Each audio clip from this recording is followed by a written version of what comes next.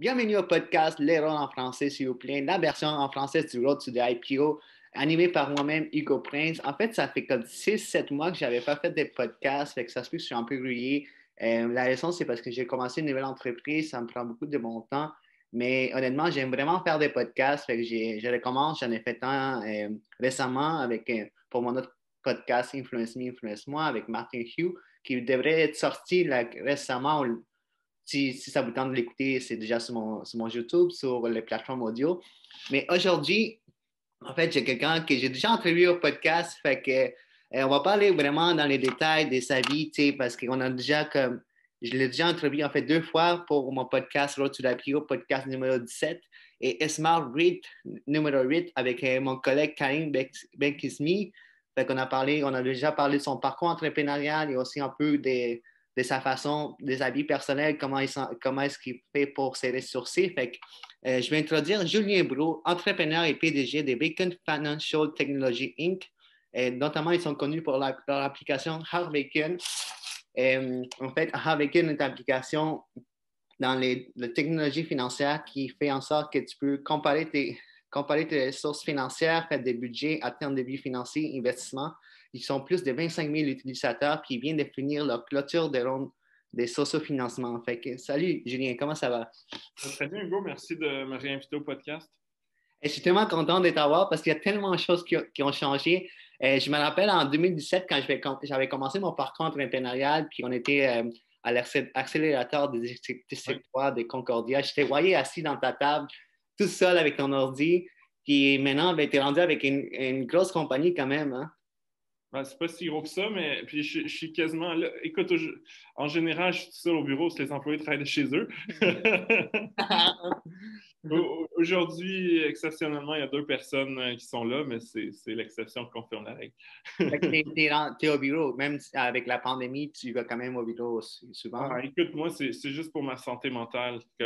Pas que je suis fou, là, mais de rester chez moi comme jour après jour. Puis, tu sais, on travaille tout le temps comme entrepreneur, puis c'est correct, mais juste d'être techniquement dans son bureau, si tu passes plus de temps à faire d'autres choses que travailler, Exactement. ta maison devient ton bureau, tu sais. Puis c'est pas bon, tu sais. Ensuite, il y a des gens qui aiment ça, puis qui disent je suis plus heureux, puis peut-être que, tu sais, ils sortent plus, mais là, tu sais, il n'y a pas de gym, il n'y a pas de piscine, il n'y a pas Ouais. de. Il n'y a absolument rien d'autre que travailler. Fait qu'au moins, venir au bureau, ça te donne un semblant de vie active, genre, tu sais, tu sors de chez, tu t'habilles, tu sors de chez toi. Ouais. Ouais. Je me rappelais qu'on avait fait notre podcast de Smart Grid, puis on parlait de comment les entrepreneurs se ressourcer. Tu disais que tu travaillais 7 jours sur 7, puis maintenant, le samedi, tu as pris une journée off. Hein? Oui, ouais, je suis rendu à 6 sur 7. Écoute, parce que puis c'est ça, je travaille le dimanche, du dimanche au vendredi. Ouais. Puis au début, je me suis dit, tu sais, j'ai tellement de choses à faire, puis j'ai encore plus de choses à faire que la fois qu'on s'est parlé. Ouais. Donc, tu sais, ben, c'est sûr qu'à un moment donné, il faut prendre un peu de temps pour soi. Mais je l'ai testé en termes de productivité pure. Tu sais, puis ensuite, quand des choix de vie, c'est des choix de vie. C'est-à-dire que, tu sais, est-ce que tu veux faire X, Y, Z? Fait que puis il y a des gens qui prennent, tu sais, qui veulent plus de temps pour eux. Mais j'ai testé, en fait, tu sais, le dimanche, puis en fait, en reposant le samedi, j'arrivais à faire des plus grosses journées le dimanche. Parce que tu es tout seul le dimanche, le téléphone ne sonne pas. Ouais. C'est dur de faire comme une grosse journée intense. Fait que, en Ouais. général, oui, je travaillais 7 jours sur 7, mais je faisais peut-être des journées de 6-7 heures la fin de semaine, puis c'était pas les plus productifs. Ouais. Fait que, en me disant, OK, le dimanche, c'est une vraie grosse journée, j'arrive tôt le matin, puis je ne dis pas que je fais 12 heures chaque dimanche, là, mais ça ressemble plus autour de 10 heures. Fait que, c'est une vraie journée là, qui est. Et juste de prendre le temps de se reposer samedi, j'ai l'impression que ma productivité de week-end n'a pas changé. Fait que j'ai l'impression que je fais autant de travail, puis en plus, j'ai le samedi pour faire quelque chose d'autre que travailler. Puis c'est normal, plus tu travailles d'heures, le rendement est diminutif. Ça veut dire que si tu travailles 70 heures, puis là, tu augmentes à 80, mais tes heures entre 70 et 80 sont très peu productives parce que tu es fatigué. Exactement. Parce que là, ça fait quand même 4 ans que tu fais ça. Fait que t'as comme commencé à prendre l'habitude de savoir quand est-ce que tu es productif ou non. C'est pour ça que tu as réduit ça de 7 à 6 jours. Parce qu'à un moment donné, en plus, tu dis que tu as plein de choses à faire maintenant, là, plus qu'avant. mais au moins tu te donnes une journée de repos pour pouvoir bien performer. Là. Puis, ben, je te dirais l'autre chose oui, c'est important selon moi, en tout cas pour moi, ça fonctionne bien, puis j'ai l'impression d'être plus productif globalement à cause de ça. Fait que c'est même pas comme juste, hey, est-ce que je veux juste travailler puis avoir rien fait d'autre de ma vie? C'est carrément productif pour moi de relaxer samedi. Ouais. Puis l'autre chose que je te dirais, à un moment donné, tu atteins un seuil, puis tu l'attends assez vite. Là, au début, tu es un entrepreneur, tu fais tout toi-même. Puis là, tu es comme, hey, il faut aller plus vite. Fait que c'est juste travailler plus d'heures, plus d'heures. Mais rapidement, tu te rends compte que c'est comment outsourcer. C'est sûr que quand tu as du capital, c'est facile à dire. Quand tu écoutes un podcast d'un doute qui dit ah oui, engage du monde plus compétent que toi, puis outsource tout, puis tu es comme j'ai pas une scène, comment tu veux que je fasse ça? C'est frustrant. Mais je veux dire, veux pas, à un moment donné, dans le parcours d'entreprise, ça devient plus gros, puis tu as plus de capital. Et effectivement, ben, pour être capable de faire tout ce que je veux faire, l'idée, c'est d'essayer d'outsourcer le plus de choses possible. Puis je dirais, une ronde de financement, ça prend beaucoup, beaucoup de temps. Fait que c'est un espèce d'exercice forcé où tu n'as pas le choix d'outsourcer beaucoup, beaucoup de responsabilités. Fait que là, tu vois, la ronde de financement est terminée, mais il y a plein de choses que je ne veux plus faire. Puis, tu sais, c'est pas une question que c'est juste, je pense qu'il y a des gens qui sont plus efficaces que moi, puis que c'est pas ma force, puis que je peux apporter plus de valeur à l'entreprise à faire d'autres choses. Fait que, plutôt que juste revenir dans mon ancien rôle, là, je travaille beaucoup sur le recrutement pour justement aller chercher des gens qui vont être plus compétents que moi dans différentes verticales en fonction des postes. Et mon but, justement, c'est d'essayer de récupérer le moins possible d'anciennes responsabilités. Tu sais, ça reste une petite compagnie. Là, on est 4, on va passer à 9. Quand je vais avoir fini toutes les embauches. Ouais. Mais ça reste une petite entreprise. Fait que, le CEO, entre guillemets, d'une compagnie de 9 personnes, il continue à faire du ménage puis à faire toutes sortes de choses qu'un CEO d'une compagnie de 10 000 employés ne ferait jamais. Ouais. C'est normal. Mais l'important, c'est de faire les choses où j'ai une grosse valeur ajoutée. Justement, est-ce que, là, je dis le ménage, mais le bureau, il y a des gens qui font le ménage, là, mais le point, c'est que si je me rends compte que je prends 1 heure par jour pour une tâche que je peux outsourcer assez facilement à un taux horaire raisonnable, non, c'est pas juste que je devrais l'outsourcer parce que je suis rendu meilleur que ça. C'est pas ça l'idée, c'est que si je peux payer quelqu'un 15$ de l'heure pour le faire, moi, j'estime que mon temps vaut plus que 100$ de l'heure. C'est pas une question de... Fait que, puis pour un CEO de l'entreprise, en plus, j'ai toute la connaissance. Fait que, même si je dis 100$ de l'heure, je peux trouver quelqu'un qui gagne 100$ de l'heure, mais je ne peux pas trouver quelqu'un qui connaît aussi bien l'entreprise puis qui a le niveau de compétence que j'ai. Fait que, là, je suis dans un stade où, dans le fond, aussitôt que je peux l'outsourcer puis que c'est pas un prix de fou, c'est une très, très bonne idée de le faire. Comme ça, je peux faire la différence pour ma compagnie. Ouais. Ouais. Tu avais mentionné ta ronde de financement. Quand on a fait notre première entrevue il y a 3 ans, je pense, tu venais de finir non, tu étais en train de finir ta première ronde de financement de 250 000 sur GoTrue. Ouais. Là, à ce moment, tu viens de finir récemment ta deuxième ronde de financement de plus de 1 million provenant de 800 investisseurs sur FrontFunder. C'est tellement... Écoute, c'est 1,3. C'est 1,3. Parce qu'on l'avait annoncé avant, mais il y a d'autres investissements qui se sont réalisés dernière minute. Avec 1,3 million, puis ça t'amène à 2,2 millions de financement total pour ton entreprise, n'est-ce pas? Un petit peu plus. Attends, ça ferait quasiment 2,5. C'est quoi 2,5. C'est quoi la différence entre ta première ronde de 250 000 puis celle à 1,3 million? Le montant est différent, c'est certain, mais c'est quoi vraiment la chose qui t'a marqué le plus de cette ronde-ci que tu viens de finir? C'était une ronde qui était difficile parce que tu as le contexte COVID. Fait que, dans la ronde précédente, j'avais fait une tournée de conférences à travers le Canada. Bon, c'est sûr que ça te permet d'économiser des coûts de déplacement, mais on a fait plus de marketing numérique, comme toutes les entreprises, dans le fond, en temps de COVID. Puis, je te dirais, il y a beaucoup de gens qui ont dit, hey, ma business ne va pas bien. Fait que, il y a des investisseurs qui ont pensé qu'ils allaient investir, puis ils ont été affectés par la situation, puis ils n'ont pas investi. Mais en même temps, je te dirais que c'est le meilleur moment pour appeler le monde sur leur téléphone. Tout le monde travaille à la maison, les gens répondent plus. Les gens plus de temps pour des appels. Fait que, à la fin de la journée, en tant qu'entrepreneur, tu ne peux pas changer la COVID ou l'économie, mais tu peux t'adapter puis voir c'est quoi les avantages. Qu'est-ce qui marche dans ce marché-là? Ben, la pub numérique, les appels, en one-on-one et j'en ai fait beaucoup plus que dans les rondes précédentes, mais je n'ai pas fait d'événements. Puis j'ai pas. Donc, mais écoute, c'est beaucoup de travail, lever de l'argent. Ensuite, tu me demandes aussi qu'est-ce qui est différent, mais on a fait un financement dans un cadre légal différent. Donc là, on a fait ce financement-là basé sur l'exemption pour notice d'offre, qui essentiellement, c'est que tu ne peux pas lever de l'argent d'investisseurs qui sont non accrédités à moins de bénéficier d'une exemption dans la loi sur les valeurs mobilières. Ouais. Et l'exemption pour notice d'offre a quand même des avantages et est plus coûteuse puis compliquée, mais n'a pas de cap. Donc, la première ronde de financement qu'on a faite, on avait un plafond légal à 250 000 $. Donc, c'est pour ça qu'elle a été arrêtée avant la fin. Ouais. Tu as aussi des limites par investisseur. À l'époque, c'était 1 500 par investisseur. Ça se peut que ça ait changé, mais pas tant que ça l'a changé. Donc, avec la notice d'offre, c'est ça. Pour les investisseurs non accrédités, c'est jusqu'à 10 000. Et bon, tout ce qui est accrédité, il n'y a pas de limite. Okay. Fait que ça a été complètement différent. Puis en plus, est-ce que tu t'entendais en montant des 1,3 million de dollars? Est-ce que c'était ça au début? Parce que, tu sais, le début minimum, c'était 500 000. C'est quelque chose que tu promouvais beaucoup au début. Mais 1,3 million de dollars, est-ce que c'était quelque chose qui t'a fait « Oh, wow, ça va être... » Écoute, c'est une bonne question. Je vais être honnête avec toi. On s'attendait plus que 500 000. OK. Fait que je te dirais, on le visait plus qu'1 million. Mais est-ce que ensuite la ronde s'est révélée plus difficile qu'on pensait? Donc, tu sais, rendu dans le milieu de la ronde, on n'était plus sûr qu'on pouvait se rendre à 1,5 ou à 1. Qu'est-ce qui était difficile? Genre, tu dis... Beaucoup d'investisseurs nous disaient, tu sais, moi, ma business ne va pas bien, donc je ne pourrais pas investir. Il y a du monde qui m'ont dit, j'ai dû aider ma famille là, qui habitait dans un autre pays à venir parce qu'à cause du COVID. Fait que, tu sais, je veux dire, ça a impacté tout le monde. Fait que c'est sûr que quand tu lèves du financement, ça devient un peu plus difficile.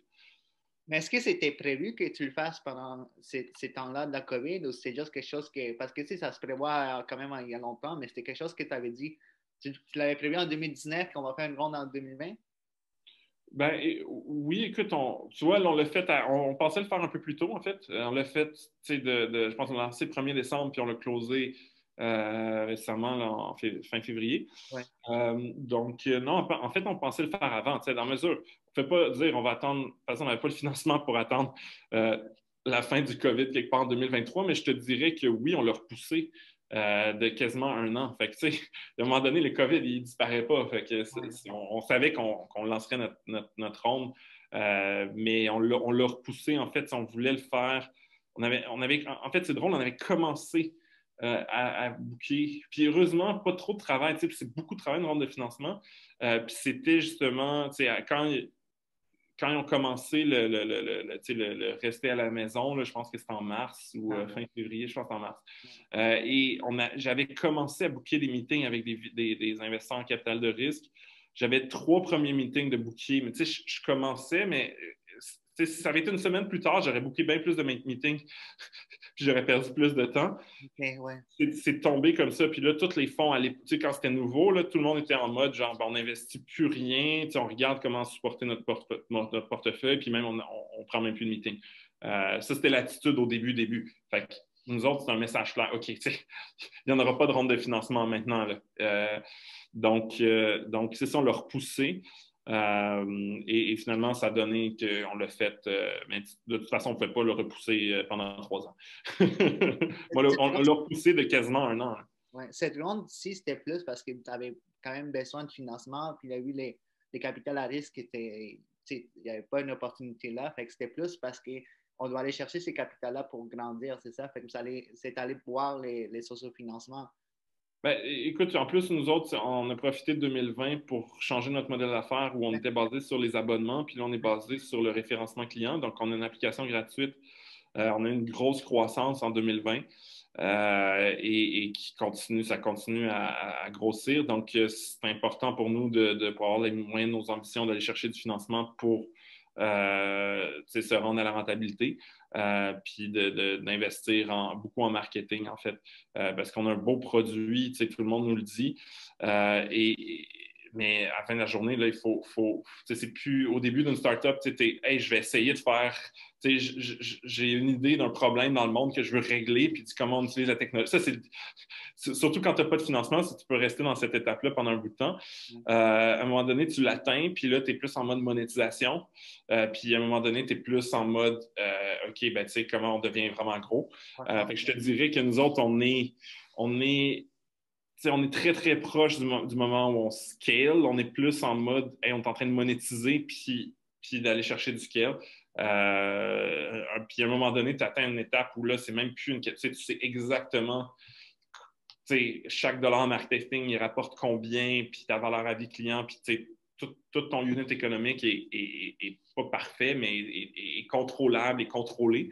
Puis c'est là que tu peux aller chercher des grosses rondes de financement. Puis je dis pas qu'il y a l'inverse, là. Il y a des compagnies qui lèvent des gros montants puis ils ne savent pas qu'est-ce qu'ils vont faire avec. Mais dans le développement normal d'une compagnie, c'est en général ça. Donc, nous, il nous manquait de l'argent pour se rendre justement à l'étape où là, ça serait une ronde monstre qu'on pourrait faire. Donc, c'est ça. Puis la beauté, c'est qu'aujourd'hui, je suis en train de bâtir une super belle équipe. On a un poste de directeur monétisation ou directrice, ça, dépendamment du directeur, directrice croissance, directeur, directrice produit. Puis là, j'oublie on a 2 postes de développeurs aussi ouverts. Puis on vient d'engager, ça c'est officiel, d'engager un nouveau directeur du contenu qui s'occupe du contenu. Donc, tu sais, le temps où c'est moi qui... Avant, c'est moi qui réalisais tous les textes que je publiais sur Heartbeacon. Là, c'est plus moi. Désolé pour la longue réponse, mais on est en recrutement, puis s'il y a du monde qui écoute ton podcast puis qui veulent travailler pour Heartbeacon, changer l'industrie des services financiers, ben écrivez-moi. Mais c'est parce qu'en même temps, c'est temps de financement. Tu as beaucoup de projets comme les recrutements aussi, parce que tu as besoin d'argent pour recruter, mais aussi tu veux faire une version web de Heartbeacon et consolider le marché du financement financier. Je pense que tu vas aller chercher quelques genres dans l'industrie pour agrandir ça et consolider ça aussi. Ça va te permettre de faire ça avec l'argent, améliorer les produits des comparateurs financiers aussi, parce que j'ai vu que tu es allé vraiment vers le cadre des crédits, tout ça, tu es en train d'élargir ça. Fait que cet argent-là, c'est vraiment pour aller agrandir la zone où ce que Heartbeacon a fait, c'est ça? C'est ça. Ultimement, c'est beaucoup pour aller chercher des parts de marché, que ce soit les acquisitions ou la version web d'Heartbeacon. On n'est plus dans une logique où on a besoin juste que l'argent s'en va tout en technologie.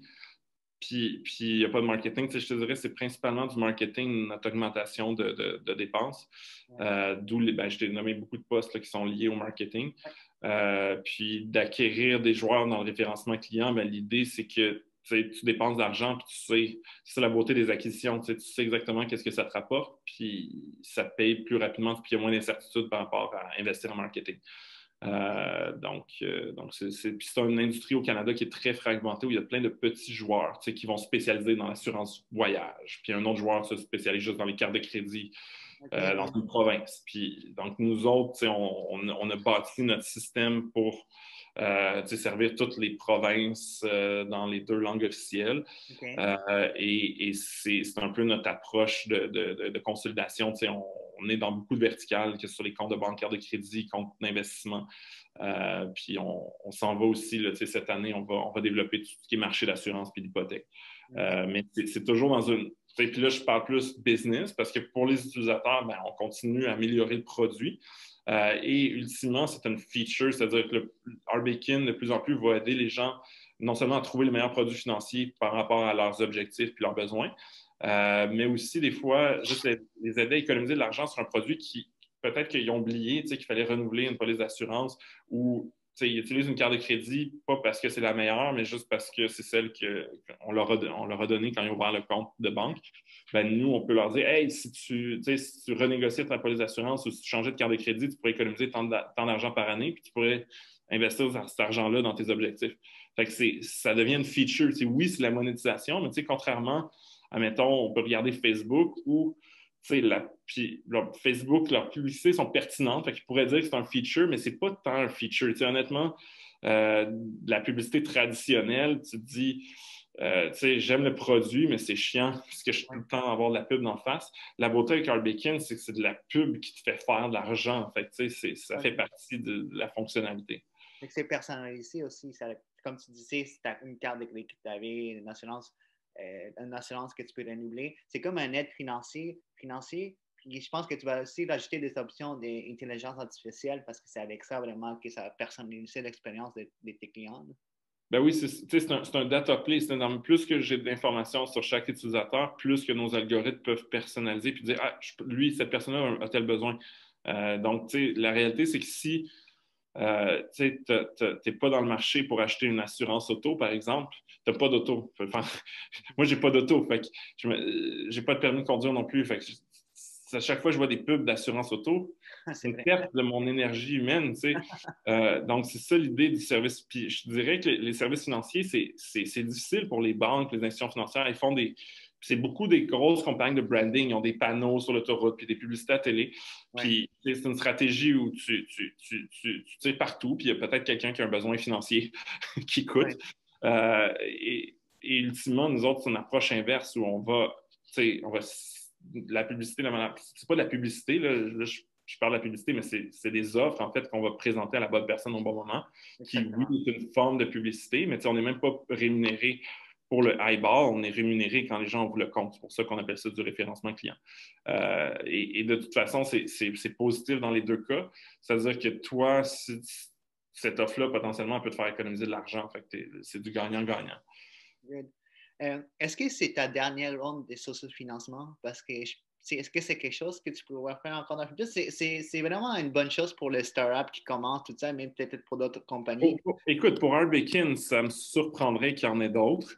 Je veux pas dire, mais nous autres, c'est ça, on a annoncé qu'on avait l'intention de s'inscrire en bourse en 2021. Donc, selon toute logique, notre prochain financement sera un financement de type IPO. Donc, je te dirais que c'est probablement le dernier financement en equity crowdfunding pour Art Bacon. Mais qui sait, tu sais, puis aussi, peut-être que je vais.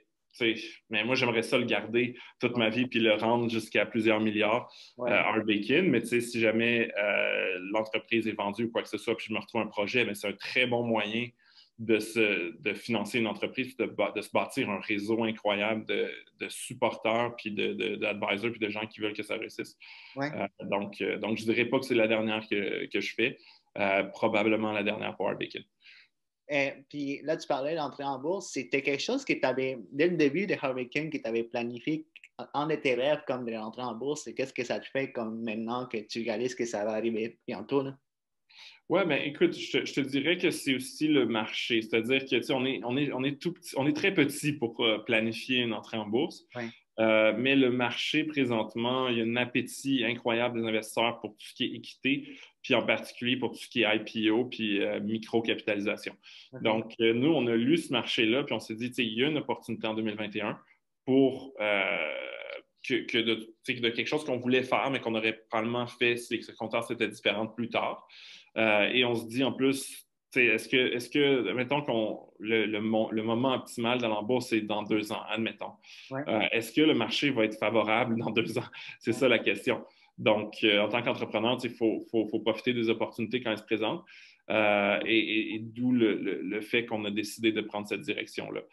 Parce que non seulement on pourrait aller chercher plus de financement puis se protéger, si jamais il y a une crise économique, on serait bien positionné après avoir closé un financement.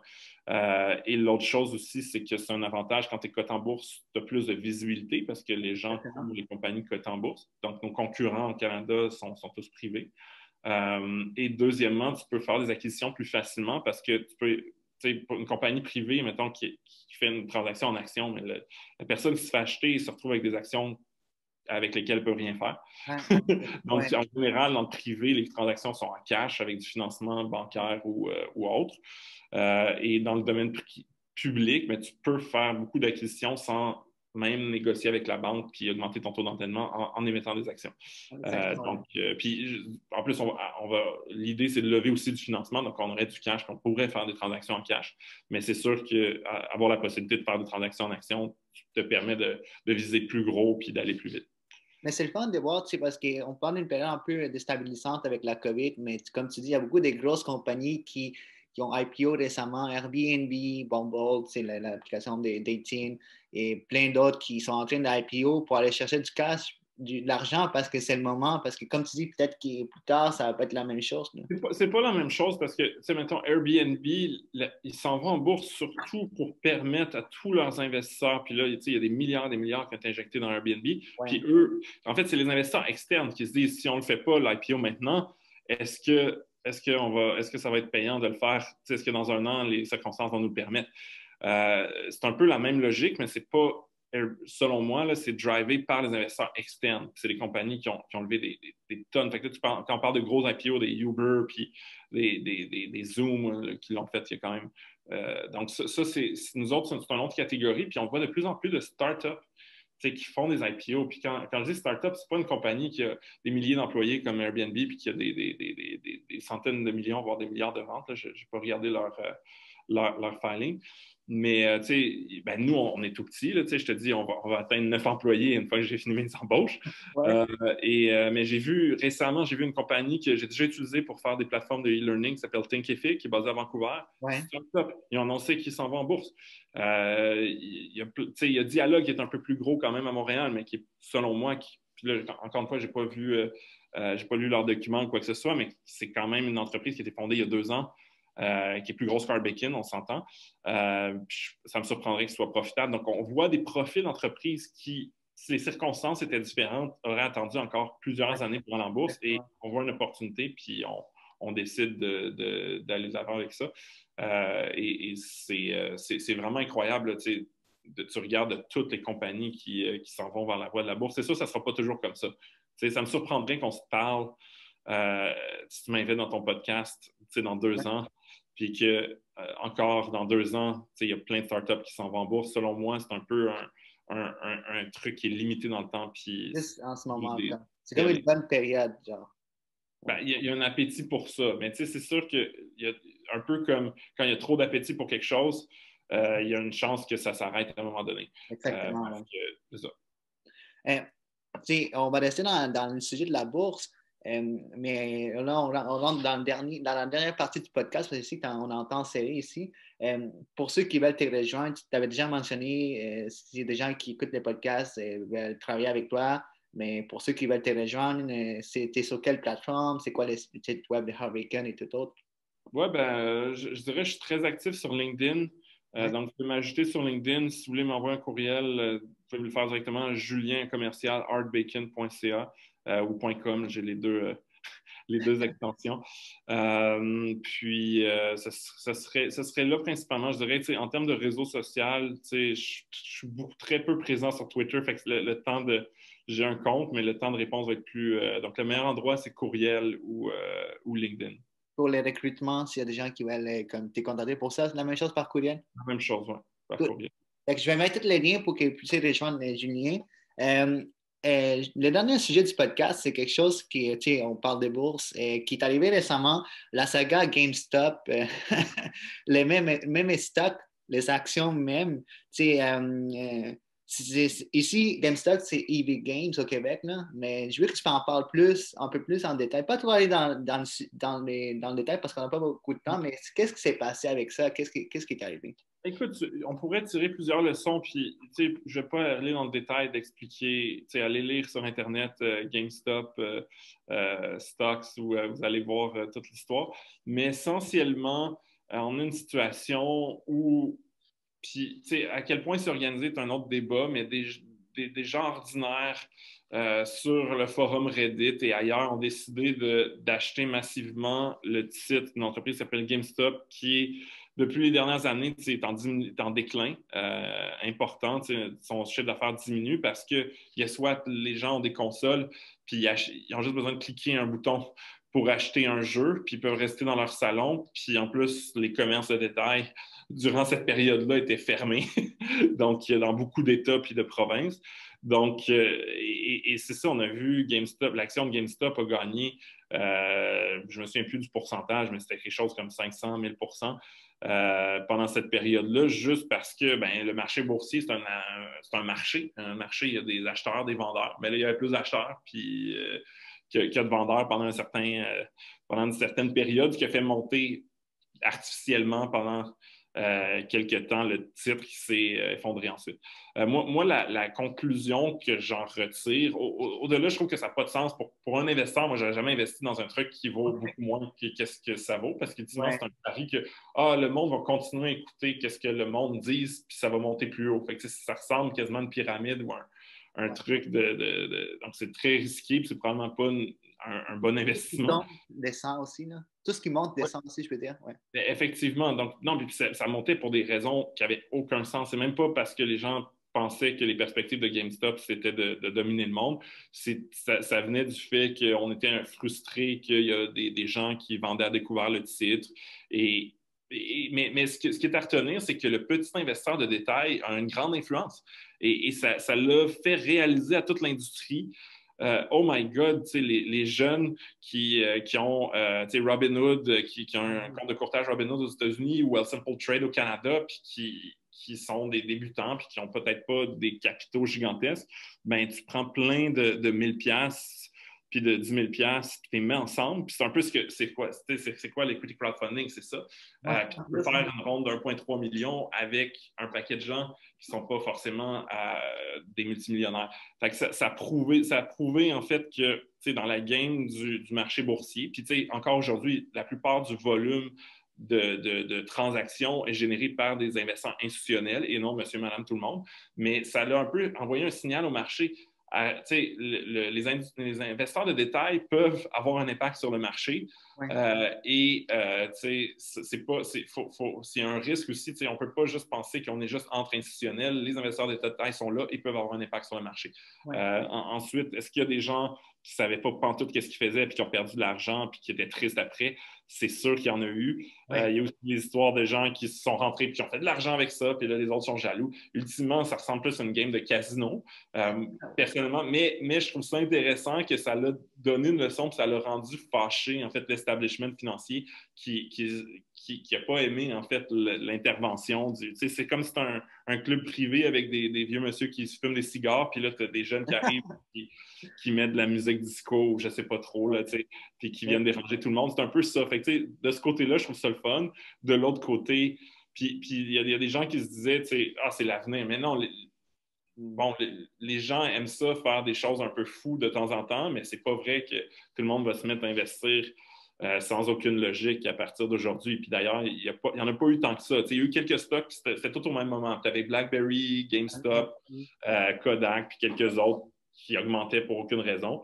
Puis depuis, je n'ai pas entendu parler. Il y a encore des choses irrationnelles dans le marché, il y en a toujours. Donc, en fait, ça signale que les investisseurs de détail sont plus puissants qu'ils l'étaient avant. Mais c'est parce que les gens, ils ont appris, ils ont fait cette saga-là, puis là, ils ont dit, on va pas le refaire. Il y en a qui ont pas eu beaucoup d'argent, ils ont dit, ça marche pas. Fait que, ça va pas. Peut-être qu'il va y avoir quelque chose qui va se passer plus tard, qui va faire en sorte que ça va recommencer, mais pour le moment, les gens ont vu ça, ils ont dit, ils ont vécu des expériences, puis ils ont dit, ça ne va pas marcher. Mais ce qui est ironique, c'est que les gens utilisent une application qui s'appelle Robinhood pour faire ça, parce que Robinhood, c'était vraiment... l'histoire, si vous le connaissez, c'était comme on bat le riche pour donner aux pauvres. Ça s'appelle Robinhood. Mais l'ironie, c'est que cette application-là, il a bloqué pendant un moment les gens d'investir dans ces actions des entreprises. C'est comme une ironie de dire que tu t'appelles Robinhood pour après ça bloquer aux gens l'accès à ça. Oui, non, mais je pense que la plupart des courtiers ont dû bloquer les transactions à cause des enjeux de couverture parce qu'ultimement, tu ne peux pas, en tant que courtier, avoir des positions soit longues ou courtes face au marché. Donc, et là, il y avait trop de gens qui voulaient l'action ou qui voulaient vendre l'action et ça crée des problèmes au niveau. Donc, c'est presque tous les courtiers. Robinhood s'est fait montrer du doigt parce qu'il était au centre de cette espèce de, je sais pas, c'est pas une révolution de cette folie-là, pour l'appeler. Puis là, les gens se sont fâchés. Mais moi ce à quoi j'ai hâte, c'est qu'il y ait vraiment une compagnie qui est sous-évaluée par les professionnels, qui vaut, tu sais, je te dis juste un chiffre au hasard, mettons, ça se négocie à 10 puis les investisseurs institutionnels, souvent, ont tort. C'est pas vrai qu'ils ont toujours raison, les investisseurs institutionnels, et que là, le détail se dise, hey, il y a une opportunité d'investissement et que tout le monde fasse de l'argent à long terme. Et selon moi, ça a prouvé que c'était possible. Là, c'était l'inverse. C'était quelque chose qui était, selon moi, assez bien évalué. Et là, ils ont multiplié le prix, puis là, c'est redescendu. Mais selon moi, ça montre que il y a plus juste les investisseurs institutionnels qui font en sorte que le marché donne un prix juste au titre financier. Le détail est là, puis selon moi, c'est une question de temps avant que, justement, des compagnies puissent atteindre leur juste valeur à cause du détail. Là, présentement, je te dirais, il y a d'autres compagnies comme Tesla qui, justement, sont drivées énormément par le détail. Moi, je trouve que c'est, encore une fois, surévalué, mais ça donne une certaine diversité au marché boursier. Comme présentement, j'ai l'impression que cette génération-là aussi va s'éduquer, va faire ses erreurs et va devenir les meilleurs investisseurs. Ultimement, ce n'est pas si compliqué que ça, l'investissement. Je trouve que c'est un bon signal qu'il y a beaucoup plus de gens dans le party qui s'intéressent à ça. Peut-être que ces gens-là ne sont pas encore très sophistiqués, mais ça va arriver. Ils vont s'éduquer, puis ils vont finir par apprendre de leur erreur. Puis, comme tu dis, peut-être un jour, une entreprise va grandir juste à cause de ça, puis ça va être vraiment bien. Oui, tout à fait. Puis, tu sais, ça s'explique aussi parce qu'il y a des fintechs comme Robinhood aux États-Unis ou Wealthsimple au Canada qui ont diminué la barrière à l'entrée dans le domaine de l'investissement. Fait que moi, je vois ça comme une bonne chose. Ensuite, est-ce que des histoires comme ça, puis il y en a des histoires comme ça aussi qui sont causées par les institutionnels. C'est pas comme si les investisseurs de détail avaient inventé l'irrationalité. les humains sont irrationnels. Oui, c'est vrai. Mais écoute, Julien, c'était vraiment bien. J'ai vraiment aimé notre podcast. Je sais que tu dois partir. Fait que merci encore. T'es vraiment, je pense, le seul encore qui est passé 2 fois au podcast. Merci pour l'honneur, Hugo. C'est super apprécié. Fait que c'est vraiment nice. Les grands chemins que tu as parcourus depuis que je t'ai vu en 2017, là, assis dans une table avec ton ordi, comme tu venais tout juste t'écrivais encore pour le journal des affaires, mais là, tu es rendu à cet stade où ce que tu veux grandir ton entreprise. C'est vraiment un très beau parcours. Puis j'espère qu'on va pouvoir se reparler dans 2-3 ans, puis que ta compagnie est déjà en bourse, puis tu es déjà en une grande croissance. Parfait. Fait que je te garantis. J'espère que tu vas sonner la cloche de la bourse. Fait que c'est ça le but. La cloche. Là, avec le COVID, ils font ça par Zoom. C'est moins non. Bon, c'est pas grave. Hey, merci, Julien. Merci beaucoup. Allez, bye bye. Merci d'avoir regardé jusqu'à la fin. N'oubliez pas de vous abonner à la chaîne, d'aimer la vidéo et d'activer vos notifications pour recevoir plus de vidéos du podcast.